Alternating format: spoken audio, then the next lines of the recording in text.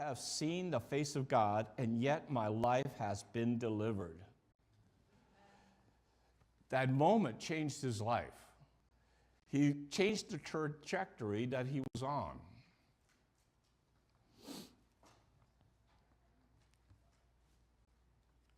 Next, we have now Joseph, Israel's firstborn son. And my wife mentioned to me, what do you mean firstborn son? He had 11 other brothers. How was that the firstborn? But if you remember the story, he was looking, he wanted to marry Rachel. And Laban tricked him. They had the ceremony and the veil and all, and he gave him Leah. And so he had to work 7 more years to get Rachel, and finally when he had the love of his life, he had the child of his wife, and his younger brother, who ended up, Leah, with difficulty, she passed. And now all he had left from his beloved wife, his beloved son. And he trained him up. He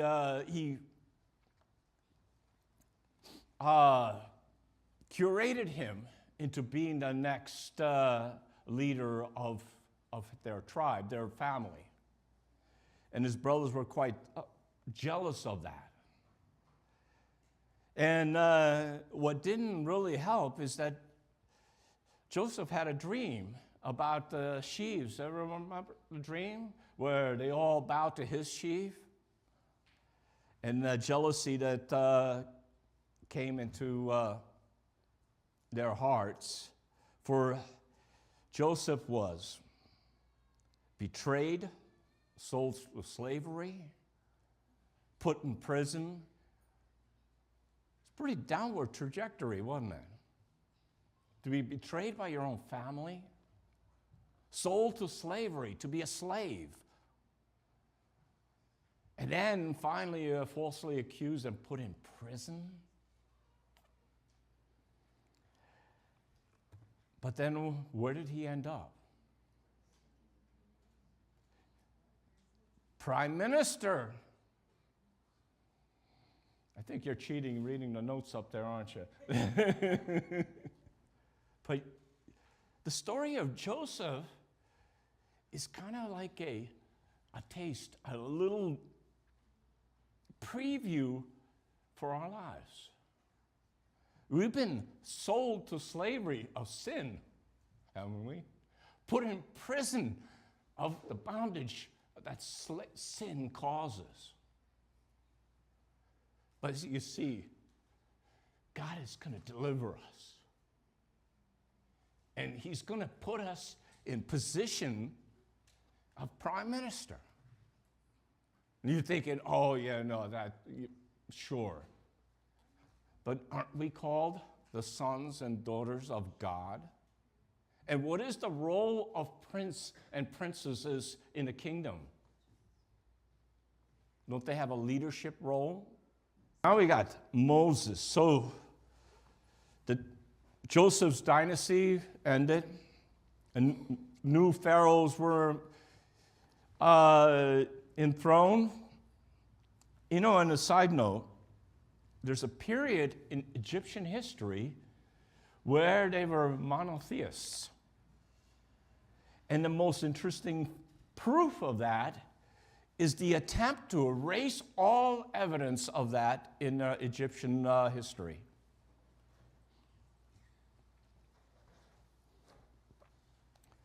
Moses was commissioned by God by the burning bush to lead his people out of bondage. Actually, it wasn't burning.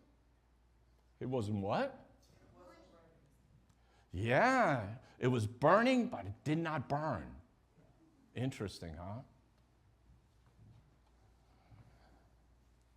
And then he had another mountaintop experience where he met God and was given the law. And this, among Christendom, is probably one of the most contentious arguments, is because some say, well, he just wrote down the law at the mountain and it was given, and that law didn't exist before this moment. And some say, no, the law was eternal, it always existed. But I would put to you, the law of God is to love God with all your heart, mind, and soul, and to love your neighbor as yourself. It's kind of the law that every parent has for their kids, is to love your parents and love your brothers and sisters. You don't beat them up, pull their hair, pull pranks on them. And the one that says, remember, because Sabbath was when? When was Sabbath established? Creation. So it was a perfect ending to the creation of God. When God, all-powerful, who formed this earth, created the sun just by saying, let it be, and it was. And I think that is so significant, that all these great, powerful things that he did, when he made mankind, he took a very personal approach to it. He didn't just say, let there be man, like he said that about the animals, but he formed him out of the dust of the earth. It's a very intimate, that he made all the curves and all the features and outlines, and he shaped it all. And then when he finished putting that together, he bent down, put his lips on the lips of man, and breathed the breath of life into it. It's nothing else in the creation story is so personal like that. Because God is a very personal God. He relates himself as a parent. When Jesus taught the disciples how to pray, it starts out, our Father who is in heaven. That we have a family relationship, sons and daughters of God, that you pray to your Father in heaven.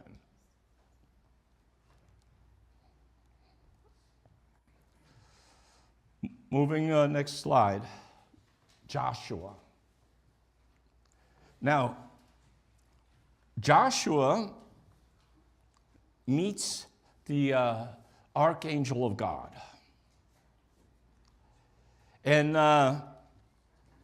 it's an interesting meeting, because when Joshua meets him, he sees him, he's startled, and he says, who are you with? Are you with us, or are you with the enemy? Wasn't sure, first encounter. And he says, neither. I am with the army of the Lord. And then the more interesting statement that he made is the same exact statement that the burning bush, or the voice from the burning bush, let's say, made to Moses. He says, Joshua, take off your sandals, for the ground that you stand on is holy ground. There, Joshua met the captain of the angel army.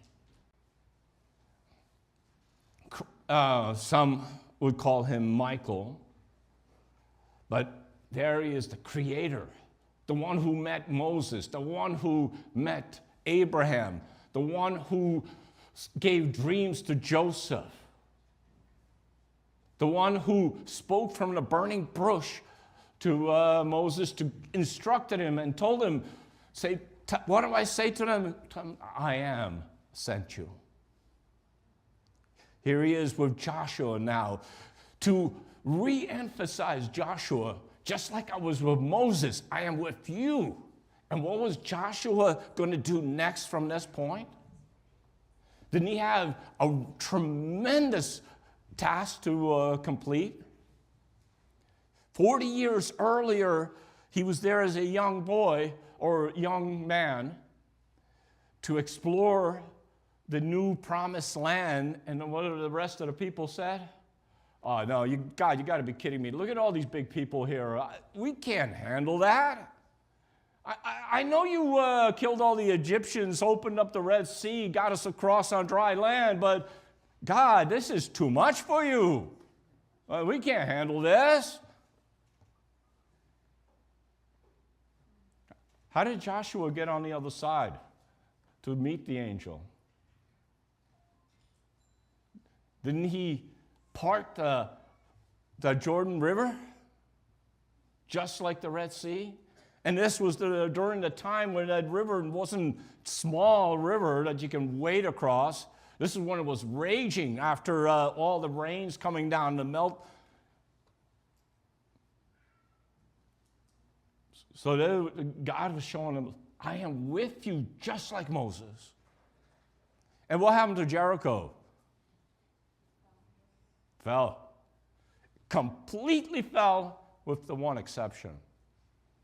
The portion of the wall where that harlot, the harlot who obeyed God, who had faith, says, I heard about your God. He has constantly delivered you. Please remember me that I helped you. Remember that? And so they made a pact with her, and she tied a rope that she used to lower them in the window. And everything fell but her place. And the most interesting thing is she ended up being in the genealogy of God.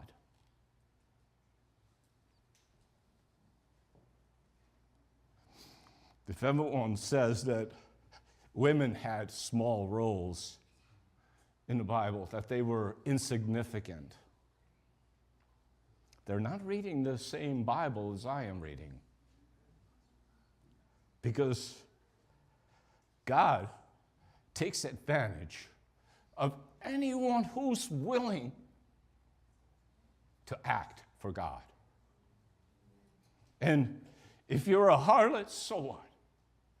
If you're willing to speak for God, you're willing to take a stand, He'll be there with you. And He doesn't care where you came from.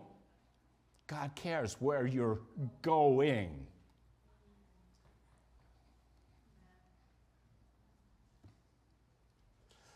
Moving on, now Israel now has taken the land, and once again, they have kind of dropped the ball.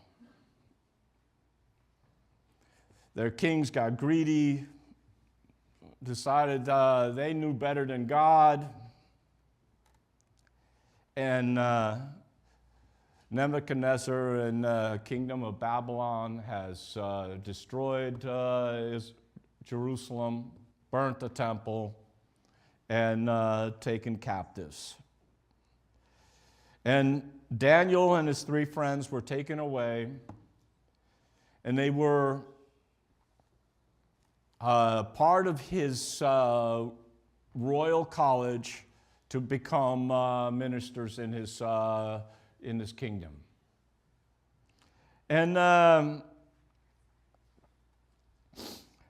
after Daniel given him interpretation of his dream of this image that he saw, Nebuchadnezzar decided that it's not going to be the way that God predicted it would be, that his kingdom will stand forever. Builds a big golden statue and everyone to worship it.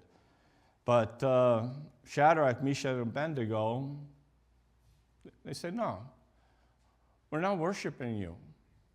And when they brought them in front of the king, the king's trying to, say, hey, these guys are really decent guys. I'm going to give you a second chance. I know maybe the Babylonian language isn't very clear to you because it's your second language.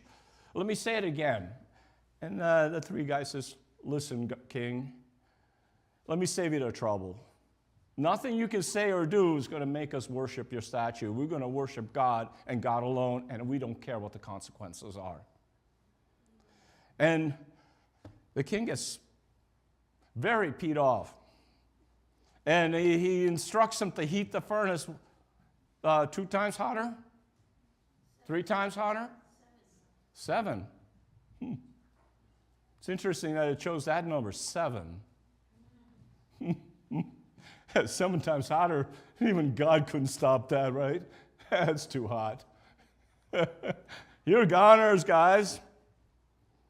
And he gets the strong guys, carried them, tossed them in, and fall into the fire. The guys carrying them died instantly. And then the king, he gets this really uneasy feeling because he looks inside and says, hey, didn't we toss 3 guys in there? But I see 4, and one of them looks like the Son of God. And they're walking around free. You know, maybe that fire just burnt away only the Babylonian stuff, because certainly didn't touch Shadrach, Meshach, and Abednego. And the presence of God must have been so bright it even outshined the fire.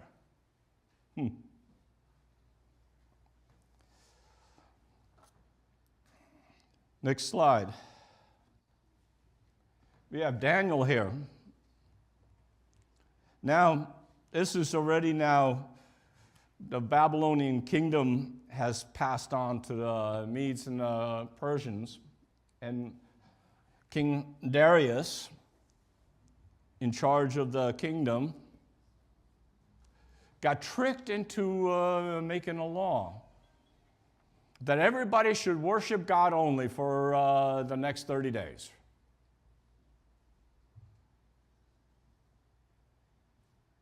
No? No, worship Darius for the next 30 days only, huh? I was just seeing if you guys were awake. And what happened? What did Daniel do about this? Completely ignored that command. Back to his window, just like he always did. Faced Jerusalem and, towards the temple, and worshiped God. 3 times a day he did this. Should tell you that worship is very important, because what we worship, that's what we become. And what happened then? The spies that were outside the window waiting for Daniel to slip up immediately ran to King Darius and says, hey, we hate to tell you this bad news, but your friend Daniel, he's not listening to you. He's out there praying to the God of Israel. And with great remorse, Darius has to send him into the lion's den and ask that his God would preserve him. Spent the night in mourning, didn't sleep, and early that next day, he shows up at the lion's den, calls down to into the lion's den and says, Daniel, has the God who you serve every moment been able to preserve you? And maybe he wasn't expecting an answer back, maybe just a lion roar. But Daniel hollers back, says, yes, O king, for I have done nothing wrong, and the God has preserved me. So they pulled him back out. And it was interesting that they didn't throw him into the lion's den, they lowered him down. But who did they throw in the lion's den? Just to make sure, that the lions weren't broken or something, maybe stuffed like that dog at the kids' show. They didn't even make it to the ground before the lions tore him up. And you see, worship is an issue because Satan, what did he want when Christ met him in the wilderness.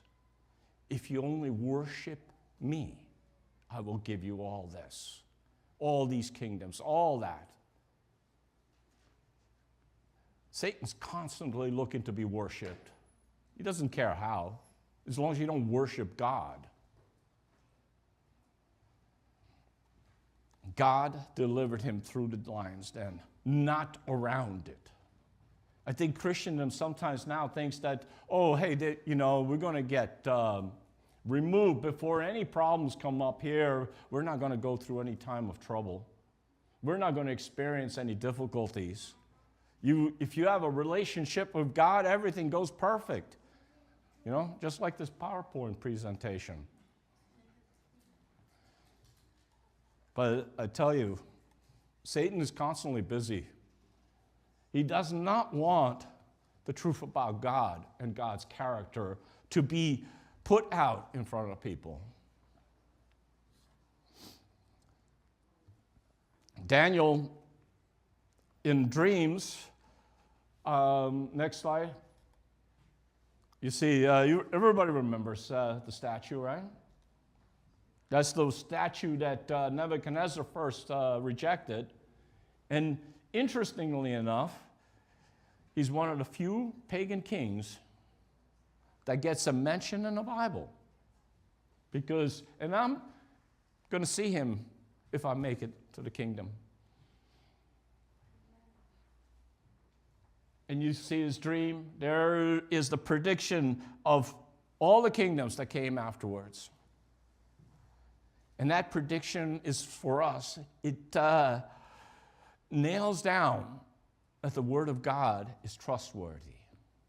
Because every one of those predictions happened. Even down to the two legs. When the Roman Empire broken up into two halves. Even though it was still the Roman Empire. And what else did he predict that was going to happen in his dreams? The prediction of when the Messiah was going to come. And more accurately, let's go, would be his anointment. But next slide and that's just quickly, it shows how Roman power being until the very end. And here in Daniel says, thou saw till that a stone was cut out without a hand, which smote the image upon its feet, that were of iron and clay, and broke them to pieces. And the stone that smote the image became a great mountain and filled the whole earth. The stone cut without hand. Yeah, it's not an asteroid that's coming to this planet. Although it's, strangely enough, the world has this obsession with asteroids coming to destroy us.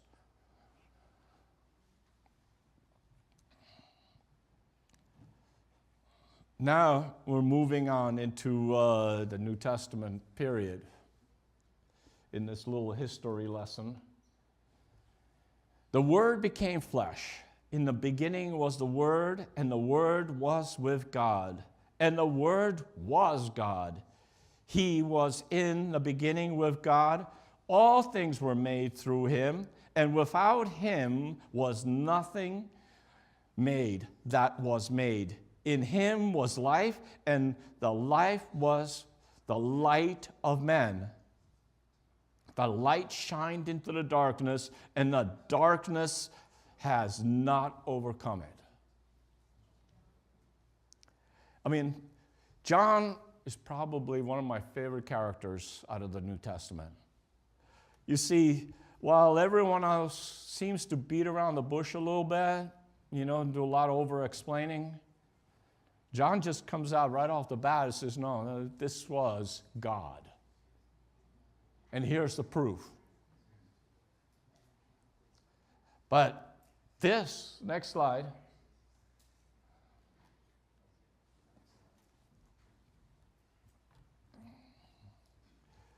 Jesus being baptized as foretold by Daniel in his dream from God. You see, the baptism was the point where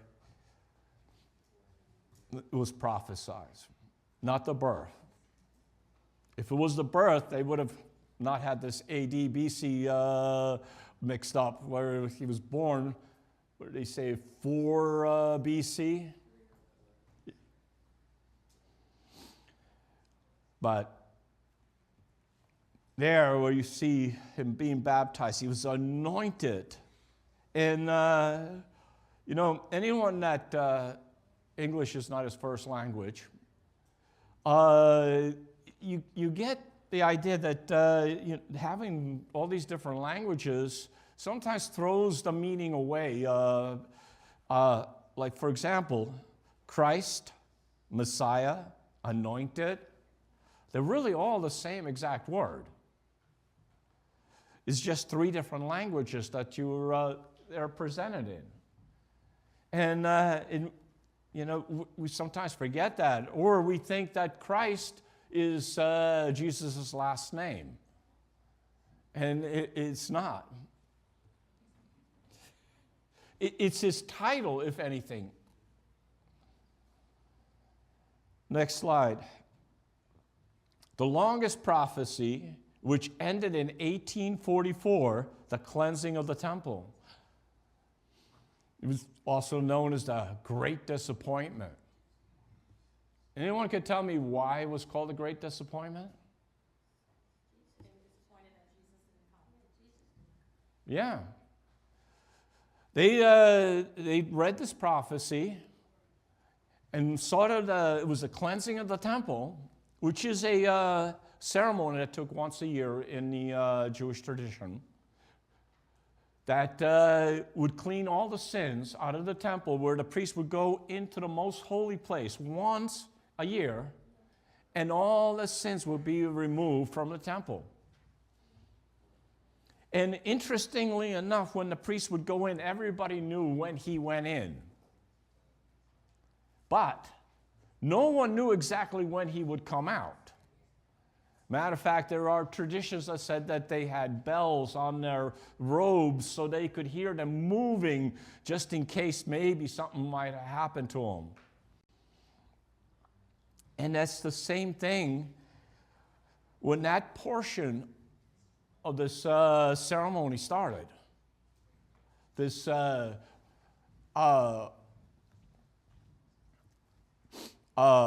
illustration that this whole temple ceremony was of salvation, that we were in a period when God was in the most holy place. And the people outside would have to reflect on their lives and reconcile themselves with God and their brothers and sisters. Jesus, the great high priest. Since then, we have a great high priest who has passed through the heaven, Jesus, the Son of God.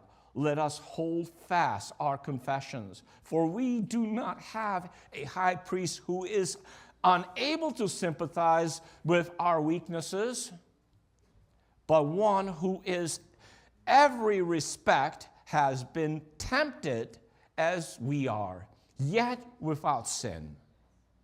Let us then with confidence draw near to the throne of grace, that we may receive mercy and find grace to help in the time of need. Hebrews 4:14 and 16. Next slide. Show that, please. Thank you.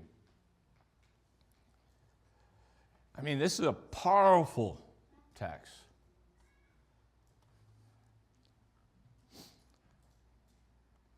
Next slide. So,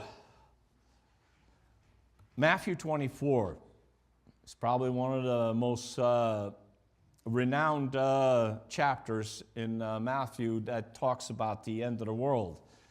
The prediction of the end of Jerusalem and the end of the world.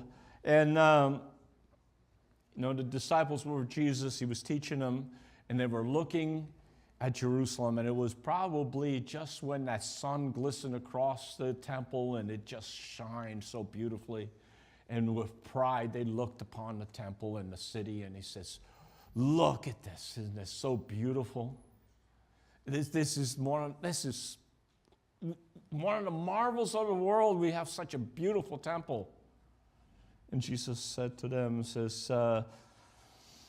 that not one stone is going to be left on another, that it was all going to be thrown down.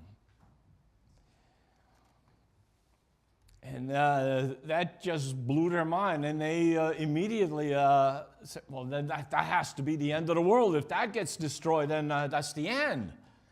And Jesus answered them, "See that no one misleads you." This is something that Jesus says so many times. Yeah. Next slide. And Jesus answered them, "See that no one leads you astray, for many will come in my name, saying, 'I am Christ.' And they will lead many astray. And you will hear of wars and rumors of wars. See that you are not alarmed. For this must take place, but the end is not yet. For nations will rise against nations, and kingdoms against kingdoms. And there will be famines and earthquakes in various places. And all these are but the beginning of birth pains." Anyone that bore children knows very well what birth pains are like. First, just a little bit, and then a little bit more, and then, it seems like the whole 9 months is in that last hours or day before the birth comes. And that's what he's comparing this to, is that we're coming to the end where these things are happening. And I took some samples here. If we go to the next slide. That's just a screenshot I took from this website. It talks about conflicts around the world. Wars and rumors of wars. And there's so many places there. You have Sudan, Israel, Myanmar, Congo, Ukraine, North Korea, Russia, India, Pakistan, Taiwan, Middle East, Yemen. There was so much more I couldn't fit on there. So much conflicts that was going on. And even when I was working on this, I see on the news that the war with Iran is escalating and escalating, and more countries are getting involved, where it may even be pushing towards a world war again. Next slide. Next slide. Next slide. That's Ukraine, bombed out cities. Next slide.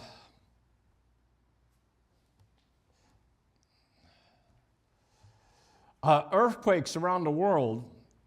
And I took this note here. It says in 2026, there were 6,329 earthquakes recorded with the magnitude of 4.0 or greater.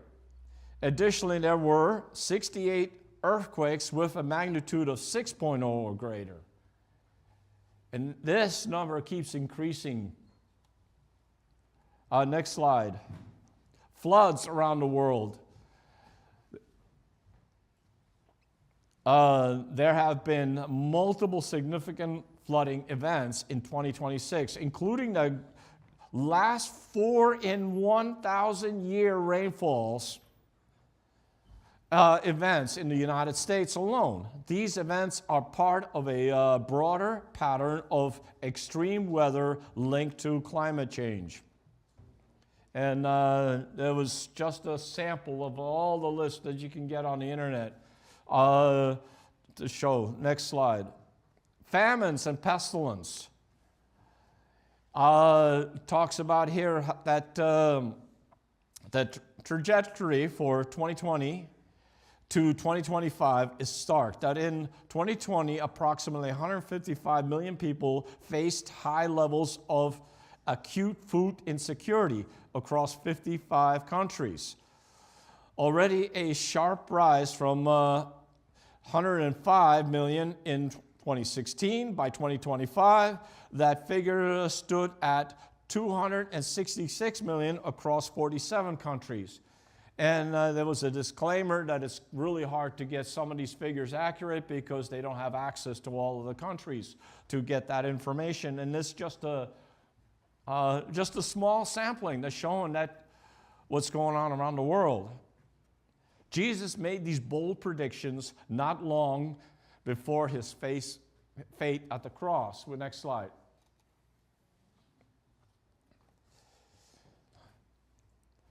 Him who commanded the armies of the Lord would not compromise his character, even if it led him to his death.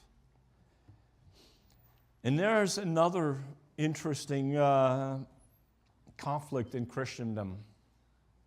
Some feel that because our sins are so great that God had to punish someone, so he had to divert his wrath onto his son and punish him really hard so it would make up for our sins.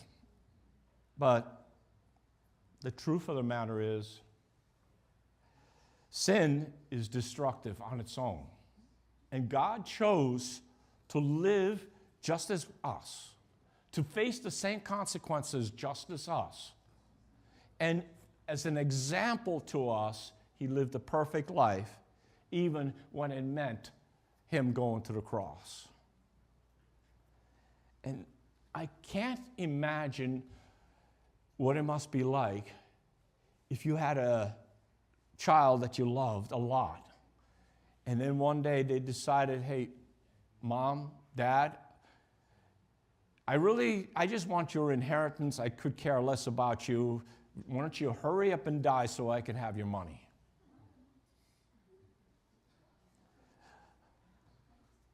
I think that kind of a feeling to see his creation attack him, to deny him, to hate him so much, that this creation that he loved. And that includes the fallen angels and Lucifer, because he loved him one time. That was the pride and joy of his creation. And for that to happen, to see that, I could see why he sweated blood. There's no greater pain than to see the loss of your children. Next slide.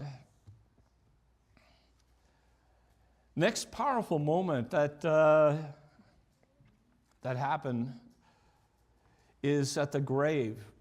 And it's interesting, you know, all the disciples were kind of scattered. They didn't know what was going on. Their whole lives was just turned upside down because of the death of Christ. But yet,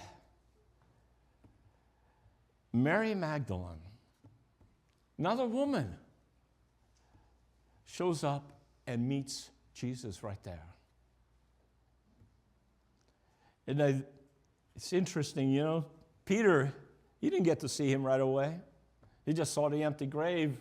The other disciples, they, you know, oh man, but Mary, she got to meet him. And when she went to tell the disciples, did they believe her? They thought, man, you're mistaken, you know, you're imagining things. The privilege that women have gotten in the Bible.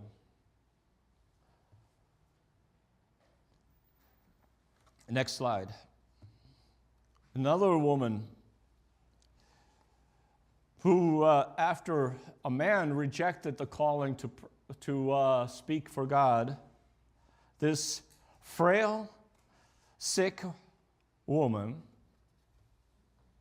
took on the task to speak for God. And here, let's just read this little bit. It says, Seventh-day Adventists believe they have been especially called of God to proclaim the good news of Christ soon coming to a confused and dying world. Now, I believe that's very true, and I think is our number one mission.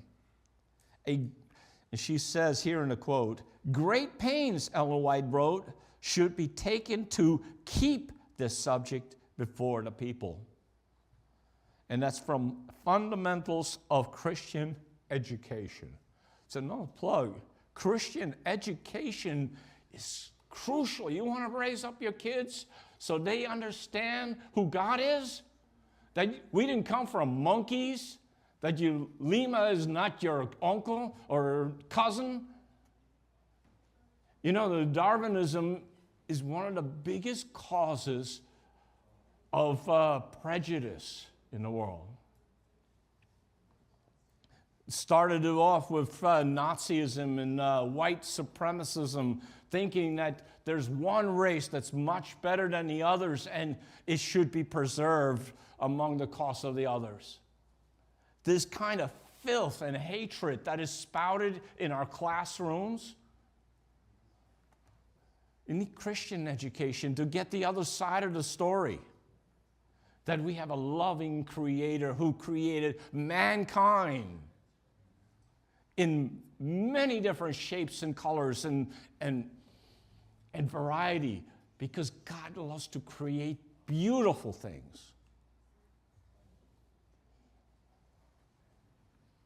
Next slide. And this is worth reading just a little bit, but I'm getting close to finishing. I know we've had a little setback. We were here a little longer than expected because of technical difficulties, but what she says here is really important. "But there is a day that God hath appointed for the close of this history of the world. This gospel of the kingdom shall be preached in all the world for the witness unto all nations, and then shall the end come." Prophecy is fast fulfilling. Much more should be said about their tremendously important subjects. The day is at hand when the destiny of every soul will be fixed forever. This day of the Lord hastens on apace. The false watchmen are raising the cry, "All is well!" But the day of God is rapidly approaching. Its footsteps are so muffled that it does not arouse the world from their death-like slumber into which it has fallen. While the watchmen cry, "Peace and safety," sudden destructions come upon them, and they shall not escape, for as a snare it shall come on. And next slide. "All them that dwell on the face of the whole earth, it overtakes the pleasure lover and the sinful man and woman as a thief in the night, when all is apparently secure, and what men retire to contentment rest, when the prowling, stealthy midnight thief steals upon his prey, when it is too late to prevent the evil, it is discovered that some door or window was not secured. Be ye not also ready, for in an hour as ye think not, the Son of Man cometh." People are now setting to rest, imagining themselves secure under the popular churches, but let all beware, lest there is a place left open for the enemy to gain entry. Great pains should be taken to keep this subject before the people. The solemn fact is to be kept not only before the people of the world, but before our own churches also. That next slide. Day of the Lord will come suddenly, unexpectedly. The fearful warning of the prophecy is addressed to every soul. Let no one feel that he is secure from the danger of being surprised. Let no one's interpretation of prophecy rob you of the conviction of the knowledge of events which showed that this great event is near at hand. And we're getting really close to the end here. And I chose this picture because J.D. Vance has written a book. And Great Controversy says on page 592.3, even in free America, that's right, free America, rules and legislation in order to secure public favor will yield to the popular demand for a law enforcing Sunday observance. One of the benefits of labor unions is that they protect workers from this kind of tyranny of consumption. And while some of our critics on the left attack the administration for being insufficiently pro-labor, the most strident critics of our policy come from the right, where Republicans criticize us for being too accommodating to the labor lobby. I've supported blue laws, state laws that shut down businesses on certain days like Thanksgiving, because these days are sacred and everyone ought to be able to participate in them equally. But we've got a long way to go.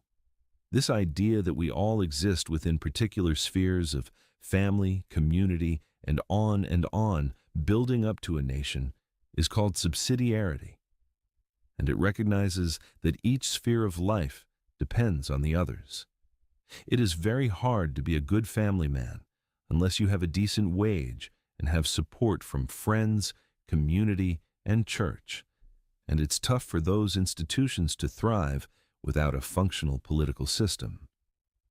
Churches will struggle to attract working-class people if those people are forced to work on Sundays.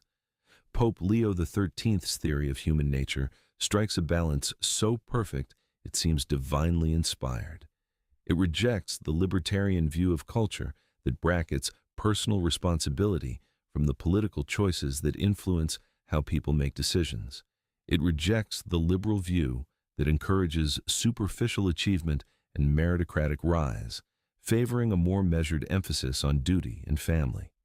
It felt more right than any theory of human nature I had ever read. I wasn't very good at praying, and I lacked an emotional connection to the faith, but these arguments engaged me at an intellectual level more. The Pope also lays out a vision of society where the state protects the vulnerable, guarantees a just wage for laborers, and ensures that working people have sufficient rest from labor, not for vicious indulgence, but so they can focus on higher matters such as their religious and familial obligations. I don't know if you caught that. Quoting how Pope Leo XIII, divinely inspired. We're moving on a trajectory that's to the close of this world history. Everything is in place to set this up. Soon we'll be like Shadrach, Meshach, and Abednego. We'll have to make a decision, or like Daniel, who we worship. Are we going to worship the God of the world, or are we going to worship the God of creation, the great I am? Is a far-right, pro-natalist, basically Christian fundamentalist think tank. They put out this announcement, and as Megan O'Rourke, who is a great reporter at Reason, noted, in their latest efforts to increase the fertility rate, the pro-natalist right now people want to restrict access to the internet on Sundays using digital blue laws. Talking about the end of times. And we're moving in that direction, ladies. Brothers and sisters, we're so close. And I'm not going to be a watchman that says, everything's okay, peace and safety. But I'm going to holler that, the enemy is moving in. They're starting to surround us. It's time to get out. And that's metaphoric, not literally. We need to escape the clutches of Satan by being in the safety of God.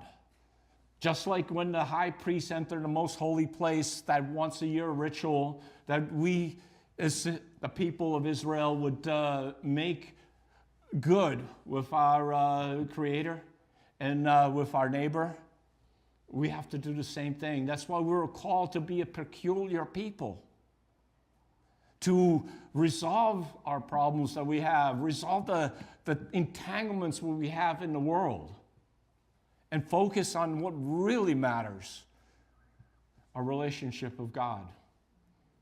Because if we have a relationship with God like these prophets, these people that I mentioned in here, then the reward, it's like if you were offered to do something that was difficult, yes, but the reward was priceless. I mean, you would take it. You watch these programs where these gymnasts and stuff, they do these incredible feats of acrobatics to get to the other side so they can win some prize and money. And they don't seem to they get beat up, broken arms, whatever it is, as long as they get that challenge. Well, there's a challenge before us to serve God and God alone. Are we willing to do that? Do we believe in the principle that love God with all your heart, mind, and soul, and to love your neighbor as yourself?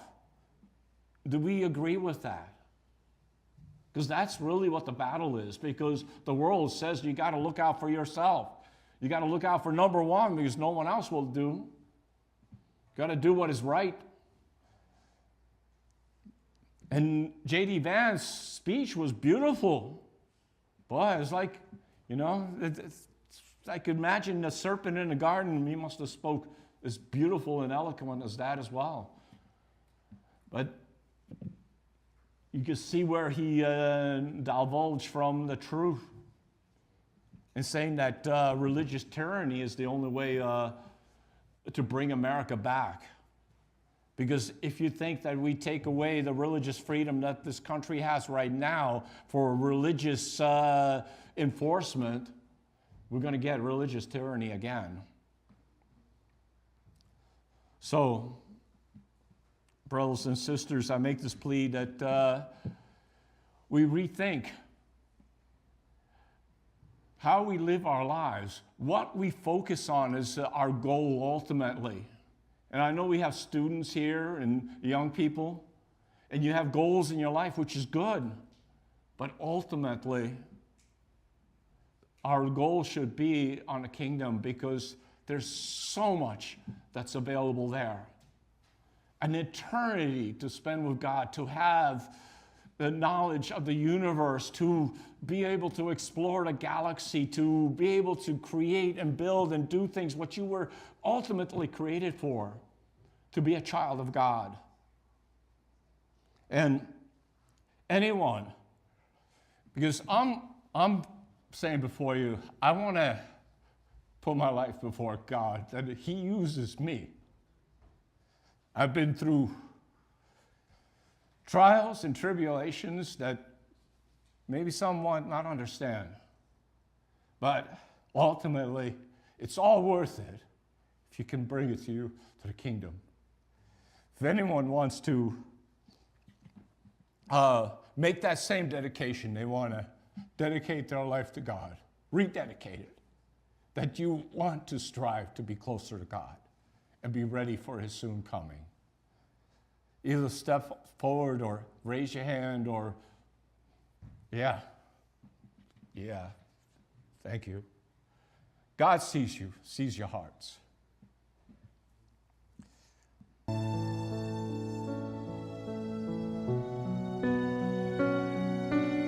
And when these things begin to come to pass, then look up and lift up your heads, for your redemption draweth nigh.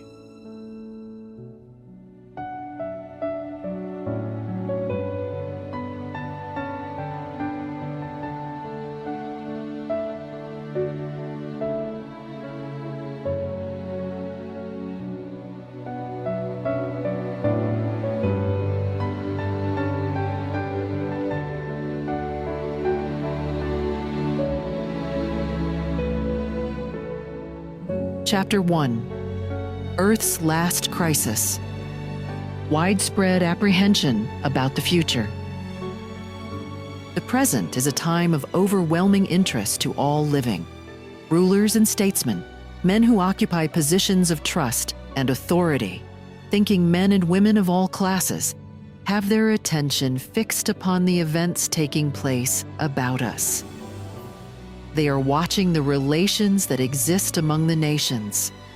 They observe the intensity that is taking possession of every earthly element, and they recognize that something great and decisive is about to take place, that the world is on the verge of a stupendous crisis. The calamities by land and sea, the unsettled state of society, the alarms of war are portentous. They forecast approaching events of the greatest magnitude. The agencies of evil are combining their forces and consolidating. They are strengthening for the last great crisis. Great changes are soon to take place in our world, and the final movements will be rapid ones. Troublous times, soon to come. The time of trouble, which is to increase until the end, is very near at hand. We have no time to lose. The world is stirred with the spirit of war. The prophecies of the 11th of Daniel have almost reached their final fulfillment. The time of trouble such as was not since there was a nation, is right upon us, and we are like the sleeping virgins. We are to awake and ask the Lord Jesus to place underneath us his everlasting arms and carry us through the time of trial before us. The world is becoming more and more lawless. Soon great trouble will arise among the nations, trouble that will not cease until Jesus comes. We are on the very verge of the time of trouble, and perplexities that are scarcely dreamed of are before us. We are standing on the threshold of the crisis of the ages. In quick succession, the judgments of God will follow one another: fire and flood and earthquake, with war and bloodshed. There are stormy times before us, but let us not utter one word of unbelief or discouragement. God has always warned of coming judgments. God has always given men warning of coming judgments. Those who had faith in his message for their time and who acted out their faith in obedience to his commandments escaped the judgments that fell upon the disobedient and unbelieving. The word came to Noah: "Come thou and all thy house into the ark. For thee have I seen righteous before me." Noah obeyed and was saved. The message came to Lot: "Up, get you out of this place, for the Lord will destroy this city." Lot placed himself under the guardianship of the heavenly messengers and was saved. So Christ's disciples were given warning of the destruction of Jerusalem. Those who watched for the sign of the coming ruin and fled from the city escaped the destruction. So now we are given warning of Christ's second coming and of the destruction to fall upon the world. Those who heed the warning will be saved.